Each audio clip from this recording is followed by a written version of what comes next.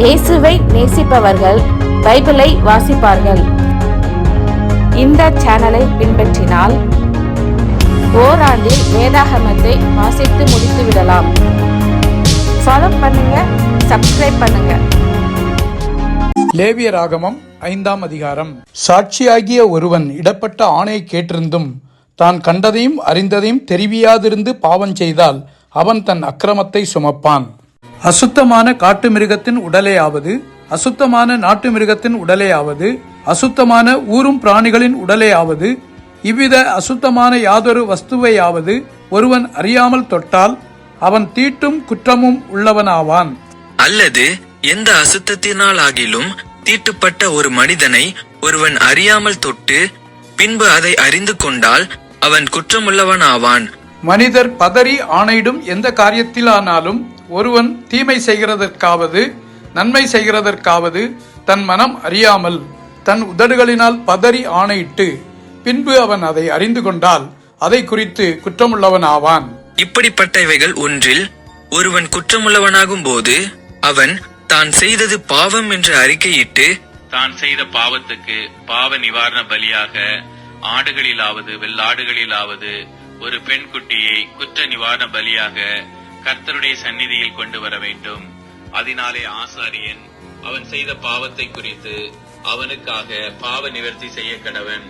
ஆட்டுக்குட்டியை கொண்டு வர அவனுக்கு சக்தி இல்லாதிருந்தால் அவன் செய்த குற்றத்தின் நிமித்தம் 2 காட்டு புறாக்களையாவது 2 புறா குஞ்சுகளையாவது ஒன்றை பாவ நிவாரண பலியாகவும் மற்றொன்றை சர்வாங்க தகன பலியாகவும் கர்த்தருடைய சந்நிதியில் கொண்டு வர கடவன். அவைகளை ஆசாரியனிடத்தில் கொண்டு வருவானாக. அவன் பாவ நிவாரண பலிக்கானதை முன்னே செலுத்தி அதன் தலையை அதன் கழுத்தினிடத்தில் கிள்ளி அதை இரண்டாக்காமல் வைத்து அதன் இரத்தத்தில் கொஞ்சம் எடுத்து பலிபீடத்தின் பக்கத்தில் தெளித்து மீதியான இரத்தத்தை பலிபீடத்தின் அடியிலே வடிய விடுவானாக. இது பாவ நிவாரண பலி. மற்றதை நியமத்தின்படியே அவன் தகன பலியாக செலுத்த கடவன். இவ்விதமாக அவன் செய்த பாவத்தை ஆசாரியன் நிவர்த்தி செய்ய கடவன். அப்பொழுது அது அவனுக்கு மன்னிக்கப்படும். 2 காட்டு புறாக்களையாவது 2 புறா குஞ்சுகளையாவது கொண்டு வர அவனுக்கு சக்தி இல்லாதிருந்தால் பாவம் செய்தவன் பாவ நிவாரணத்துக்காக 1 யப்பா அளவான மெல்லிய மாவிலே 10ல் 1 பங்கை தன் காணிக்கையாக கொண்டு வருவானாக.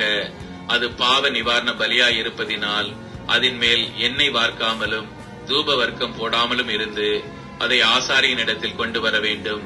அதிலே ஆசாரியன் ஞாபகக்குறியான பங்காக தன் கைப்பிடி நிறைய எடுத்து கர்த்தருக்கு இடும் தகன பலிகளைப் போல பலிபீடத்தின் மேல் தகனிக்க கடவன். இது பாவ நிவாரண பலி.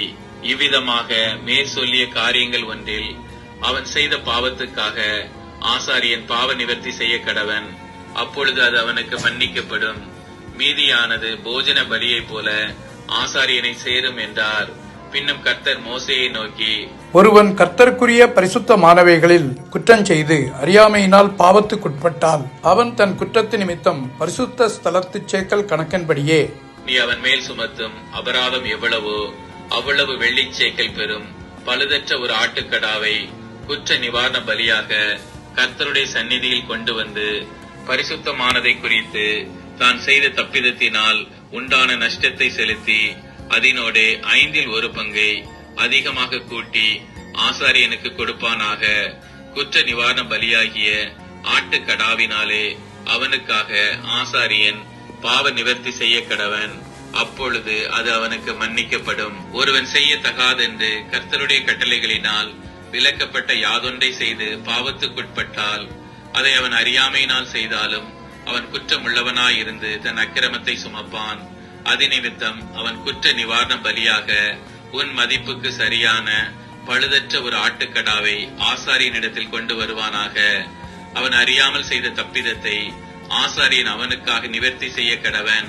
அப்பொழுது அது அவனுக்கு மன்னிக்கப்படும். இது குற்ற நிவாரண பலி.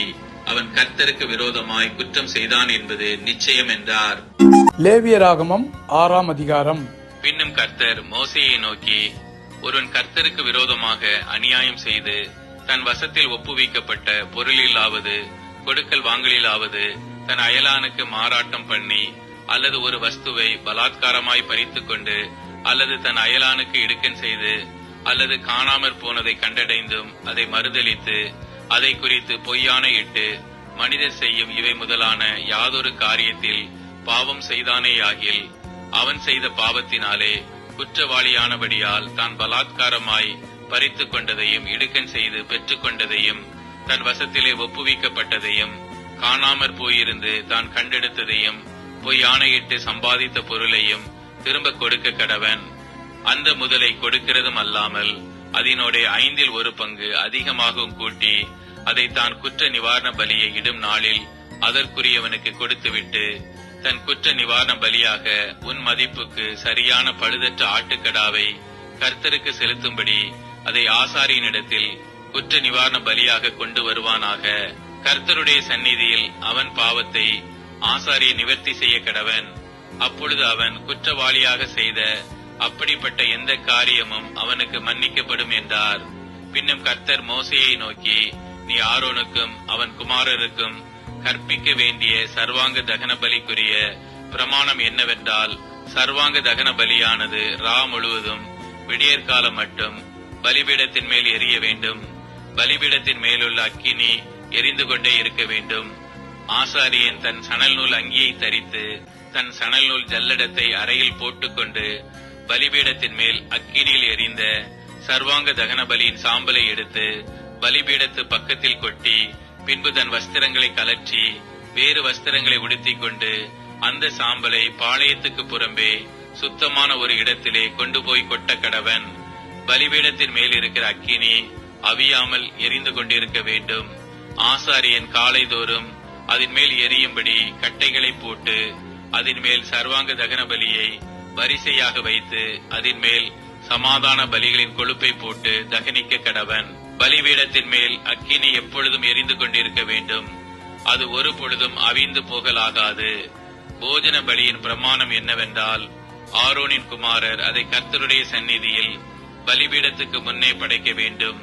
அவன் போஜன பலியின் மெல்லிய மாவிலும் அதன் எண்ணெயிலும் தன் கைப்பிடி நிறைய எடுத்து போஜன பலியின் மேலுள்ள தூப வர்க்கம் யாவற்றோடும் கூட அதை ஞாபகக்குறியாக பலிபீடத்தின் மேல் கர்த்தருக்கு சுகந்த வாசனையாக தகனிக்க கடவன். அதில் மீதியானதை ஆரோனும் அவன் குமாரரும் புசிப்பார்களாக. அது புளிப்பில்லா அப்பத்துடன் பரிசுத்த ஸ்தலத்தில் புசிக்கப்பட கடவது. ஆசரிப்பு கூடாரத்தின் பிரகாரத்தில் அதை புசிக்க வேண்டும். அதை புளித்த மாவுள்ளதாக பாகம் பண்ண வேண்டாம்.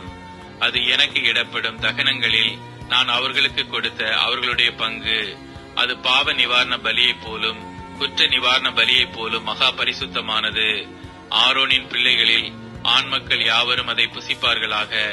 கர்த்தருக்கு இடப்படும் தகன பலிகளில் அது உங்கள் தலைமுறை தோறும் நித்திய கட்டளையாய் இருக்க கடவுது. அவைகளை தொடுகிறவன் அவனும் பரிசுத்தமாய் இருப்பான் என்று சொல் என்றார். பின்னும் கர்த்தர் மோசேயை நோக்கி, ஆரோன் அபிஷேகம் பண்ணப்படும் நாளில் அவனும் அவன் குமாரரும் கர்த்தருக்கு செலுத்த வேண்டிய படைப்பு என்னவென்றால், ஒரு எப்பா அளவான மெல்லிய மாவிலே 1/10 காலையில் பாதியும் மாலையில் பாதியும் நித்திய போஜன பலியாக செலுத்த கடவர்கள். அது சட்டியிலே எண்ணெய் விட்டு பாகம் பண்ண கடவது. பாகம் பண்ணப்பட்ட பின்பு அதை கொண்டு வந்து போஜன பலியாக பாகம் பண்ணப்பட்ட துண்டுகளை கர்த்தருக்கு சுகந்த வாசனையாக படைக்க கடவாய். அவன் குமாரரில் அவனுடைய ஸ்தலத்திலே அபிஷேகம் பண்ணப்படுகிற ஆசாரியனும் அப்படியே செய்ய கடவன். அது முழுவதும் தகனிக்கப்பட வேண்டும். அது கர்த்தர் நியமித்த நித்திய கட்டளை. ஆசாரியனுக்காக இடப்படும் எந்த போஜன பலியும் புசிக்கப்படாமல் முழுவதும் தகனிக்கப்பட வேண்டும் என்றார். பின்னும் கர்த்தர் மோசேயை நோக்கி, நீ ஆரோனோடும் அவன் குமாரரோடும் சொல்ல வேண்டியதாவது, பாவ நிவாரண பலியின் பிரமாணம் என்னவென்றால், சர்வாங்க தகன பலி கொல்லப்படும் இடத்தில் பாவ நிவாரண பலியும் கர்த்தருடைய சந்நிதியில் கொல்லப்பட கடவது. அது மகா பரிசுத்தமானது. பாவ நிவர்த்தி செய்ய அதை பலியிடுகிற ஆசாரியன் அதை புசிக்க கடவன். ஆசரிப்பு கூடாரத்தின் பிரகாரமாகிய பரிசுத்த ஸ்தலத்திலே அது புசிக்கப்பட வேண்டும். அதன் மாம்சத்தில் படுகிறது எதுவும் பரிசுத்தமாயிருக்கும்.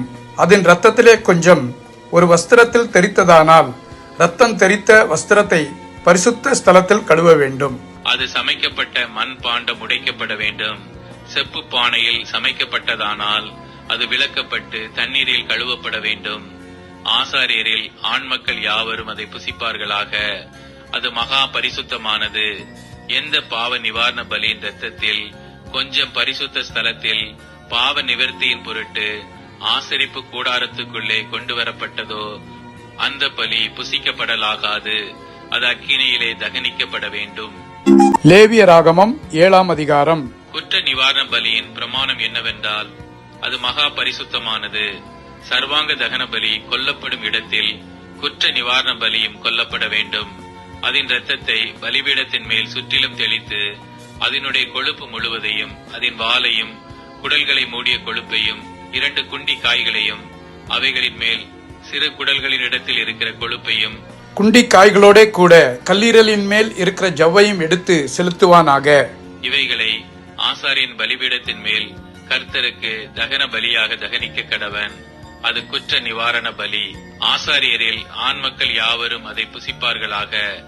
அது பரிசுத்த ஸ்தலத்தில் புசிக்கப்பட வேண்டும். அது மகா பரிசுத்தமானது. பாவ நிவாரண பலி எப்படியோ குற்ற நிவாரண பலியும் அப்படியே. அவ்விரண்டிற்கும் பிரமாணம் ஒன்றே. அதனாலே பாவ நிவர்த்தி செய்த ஆசாரியனை அது சேரும். ஒருவனுடைய சர்வாங்க தகன பலியை செலுத்தின ஆசாரியன் தான் செலுத்தின தகன பலியின் தோலை தனக்காக வைத்துக் கொள்ள வேண்டும். அடுப்பிலே பாகம் பண்ணப்பட்டதும் சட்டியிலும் தட்டின் மேலும் சமைக்கப்பட்டதுமான போஜன பலி யாவும் அதை செலுத்துகிற ஆசாரியனுடையவைகளாயிருக்கும். எண்ணெயிலே பிசைந்ததும் எண்ணெயிலே பிசையாததுமான சகல போஜன பலியும் ஆரோனுடைய குமாரர் யாவருக்கும் சரி பங்காக சேர வேண்டும்.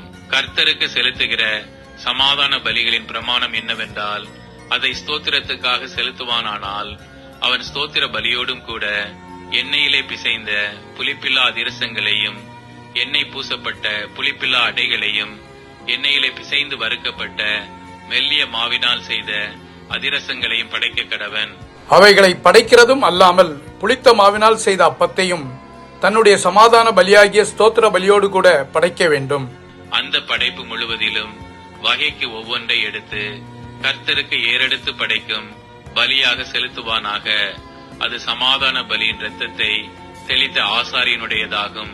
சமாதான பலியாகிய ஸ்தோத்திர பலியின் மாம்சமானது செலுத்தப்பட்ட அன்றைய தினமே புசிக்கப்பட வேண்டும். அதில் ஒன்றும் விடியற்காலம் மட்டும் வைக்கப்படலாகாது.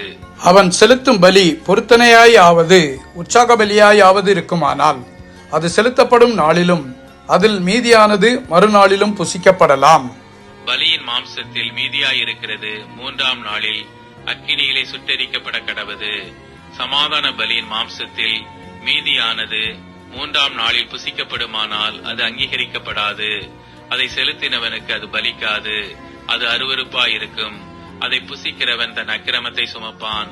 தீட்டான எந்த வஸ்துவிலாவது அந்த மாம்சம் பட்டதானால் அது புசிக்கப்படாமல் அக்கினியிலே சுட்டெரிக்கப்பட கடவது. மற்ற மாம்சத்தையோ சுத்தமாய் இருக்கிறவன் எவனும் புசிக்கலாம். ஒருவன் தீட்டுள்ளவனாய் இருக்கையில் கர்த்தருடைய சமாதான பலியின் மாம்சத்தை புசித்தால் அவன் தன் ஜனத்தாரில் இராதபடிக்கு அறுப்புண்டு போவான். மனுஷருடைய தீட்டையாவது தீட்டான மிருகத்தையாவது அருவருக்கப்படத்தக்க தீட்டான மற்ற எந்த வஸ்துவையாவது ஒருவன் தொட்டிருந்து கர்த்தருடைய சமாதான பலியின் மாம்சத்திலே புசித்தால் அவன் தன் ஜனங்களில் இராதபடிக்கு அறுப்புண்டு போவான் என்றார். பின்னும் கர்த்தர் மோசேயை நோக்கி, நீ இஸ்ரவேல் புத்திரரோட சொல்ல வேண்டியது என்னவென்றால், மாடு, ஆடு, வெள்ளாடு என்பவைகளின் கொழுப்பை நீங்கள் புசிக்கலாகாது. தானாய் செத்த மிருகத்தின் கொழுப்பையும் பீருண்ட மிருகத்தின் கொழுப்பையும் பலவித வேலைகளுக்கு வழங்கலாம். ஆனாலும் நீங்கள் அதை ஒருபோதும் புசிக்கலாகாது. கர்த்தருக்கு தகன பலியாக செலுத்தப்படும் மிருகத்தின் கொழுப்பை புசிக்கிற எந்த ஆத்துமாவும் தன் ஜனங்களில் இராதபடிக்கு அறுப்புண்டு போவான். உங்கள் வாசஸ்தலங்களில் எங்கும் யாதொரு பறவையின் இரத்தத்தையாவது யாதொரு மிருகத்தின் இரத்தத்தையாவது புசிக்கலாகாது. எவ்வித இரத்தத்தையாகிலும் புசிக்கிற எவனும் தன் ஜனங்களில் இராதபடிக்கு அறுப்புண்டு போவான் என்று சொல் என்றார். பின்னும் கர்த்தர் மோசேயை நோக்கி, நீ இஸ்ரவேல் புத்திரரோட சொல்ல வேண்டியது என்னவென்றால், கர்த்தருக்கு சமாதான பலி செலுத்துகிறவன் தான் செலுத்தும் சமாதான பலியை கர்த்தருடைய சந்நிதியில் கொண்டு வருவானாக. கர்த்தருக்கு தகன பலியாக படைப்பவைகளை அவன் கைகளை கொண்டு வர வேண்டும். மார்க்கண்டத்தையும் அதனோட கூட அதன் மேல் வைத்த கொழுப்பையும் கர்த்தருடைய சந்நிதியில் அசைவாட்டும் பலியாக அசைவாட்டும்படிக்கு கொண்டு வர கடவன். அப்பொழுது ஆசாரியன் அந்த கொழுப்பை பலிபீடத்தின் மேல் தகனிக்க வேண்டும். மார்க்கண்டமோ ஆரோனையும் அவன் குமாரரையும் சேரும். உங்கள் சமாதான பலிகளில் வலது முன்னந்தொடையை ஏறெடுத்து படைக்கும் பலியாக படைக்கும்படி ஆசாரியனிடத்தில் கொடுப்பீர்களாக. ஆரோனுடைய குமாரரில் சமாதான பலியின் இரத்தத்தையும் கொழுப்பையும் செலுத்துகிறவனுக்கு வலது முன்னந்தொடை பங்காக சேரும். இஸ்ரவேல் புத்திரரின் சமாதான பலிகளில் அசைவாட்டு மார்க்கண்டத்தையும் ஏறெடுத்து படைக்கும் முன்னந்தொடையையும் நான் அவர்கள் கையில் வாங்கி அவைகளை ஆசாரியனாகிய ஆரோனுக்கும் அவன் குமாரருக்கும் இஸ்ரவேல் புத்திரருக்குள் நடக்கும் நித்திய கட்டளையாக கொடுத்தேன் என்று சொல் என்றார். கர்த்தருக்கு ஆசாரிய ஊழியம் செய்யும்படி ஆரோனும் அவன் குமாரரும் நியமிக்கப்பட்ட நாளிலே இது அபிஷேகம் பண்ணப்பட்ட அவர்களுக்கு கர்த்தருடைய தகன பலிகளில் கிடைக்கும்படி உண்டான கட்டளை. இப்படி அவர்களுக்கு இஸ்ரவேல் புத்திரர் தங்கள் தலைமுறை தோறும் நித்திய நியமமாக கொடுக்கும்படி கர்த்தர் அவர்களை அபிஷேகம் பண்ணின நாளிலே கட்டளையிட்டார். சர்வாங்க தகன பலிக்கும், போஜன பலிக்கும், பாவ நிவாரண பலிக்கும், குற்ற நிவாரண பலிக்கும், பிரதிஷ்டை பலிகளுக்கும், சமாதான பலிகளுக்கும் அடுத்த பிரமாணம் இதுவே. கர்த்தருக்கு தங்கள் பலிகளை செலுத்த வேண்டும் என்று அவர் இஸ்ரவேல் புத்திரருக்கு சீனாய் வனாந்திரத்திலே கற்பிக்கும் போது இவைகளை மோசேக்கு சீனாய் மலையில் கட்டளையிட்டார். சங்கீதம் 86. கர்த்தாவே, உமது செவியை சாய்த்து என் விண்ணப்பத்தை கேட்டருளும். நான் சிறுமையும் எளிமையுமானவன். என் ஆத்துமாவை காத்தருளும். நான் பக்தி உள்ளவன். என் தேவனே, உம்மை நம்பியிருக்கிற உமது அடியேனை நீர் ரட்சியும். ஆண்டவரே, எனக்கு இரங்கும். நாடோறும் உம்மை நோக்கி கூப்பிடுகிறேன். உமது அடியேனுடைய ஆத்துமாவை மகிழ்ச்சியாக்கும். ஆண்டவரே, உம்மிடத்தில் என் ஆத்துமாவை உயர்த்துகிறேன். ஆண்டவரே, நீர் நல்லவரும் மன்னிக்கிறவரும் உம்மை நோக்கி கூப்பிடுகிற யாவர் மேலும் கிருபை மிகுந்தவருமாயிருக்கிறீர். கர்த்தாவே, என் ஜெபத்திற்கு செவி கொடுத்து என் விண்ணப்பங்களின் சத்தத்தை கவனியும். நான் துயரப்படுகிற நாளில் உம்மை நோக்கி கூப்பிடுவேன். நீர் என்னை கேட்டருளுவீர். ஆண்டவரே, தேவர்களுக்குள்ளே உமக்கு நிகருமில்லை, உம்முடைய கிரியைகளுக்கு ஒப்புமில்லை. ஆண்டவரே, நீர் உண்டாக்கின எல்லா ஜாதிகளும் வந்து உமக்கு முன்பாக பணிந்து உமது நாமத்தை மகிமைப்படுத்துவார்கள். தேவரீர் மகத்துவமுள்ளவரும் அதிசயங்களை செய்கிறவருமாயிருக்கிறீர். நீர் ஒருவரே தேவன். கர்த்தாவே, உமது வழியை எனக்கு போதியும். நான் உமது சத்தியத்திலே நடப்பேன். நான் உமது நாமத்திற்கு பயந்திருக்கும்படி என் இருதயத்தை ஒருமுகப்படுத்தும். என் தேவனாகிய ஆண்டவரே, உம்மை என் முழு இருதயத்தோடும் துதித்து உமது நாமத்தை என்றென்றைக்கும் மகிமைப்படுத்துவேன். நீர் எனக்கு பாராட்டின உமது கிருபை பெரியது. என் ஆத்துமாவை தாழ்ந்த பாதாளத்திற்கு தப்புவித்தீர். தேவனே, அகங்காரிகள் எனக்கு விரோதமாய் எழும்புகிறார்கள். கொடுமைக்காரராகிய கூட்டத்தார் என் பிராணனை வாங்க தேடுகிறார்கள். உம்மை தங்களுக்கு முன்பாக நிறுத்தி நோக்காதிருக்கிறார்கள். ஆனாலும் ஆண்டவரே, நீர் மன உருக்கமும் இரக்கமும் நீடிய பொறுமையும் பூரண கிருபையும் சத்தியமும் உள்ள தேவன். என்மேல் நோக்கமாகி எனக்கு இரங்கும்.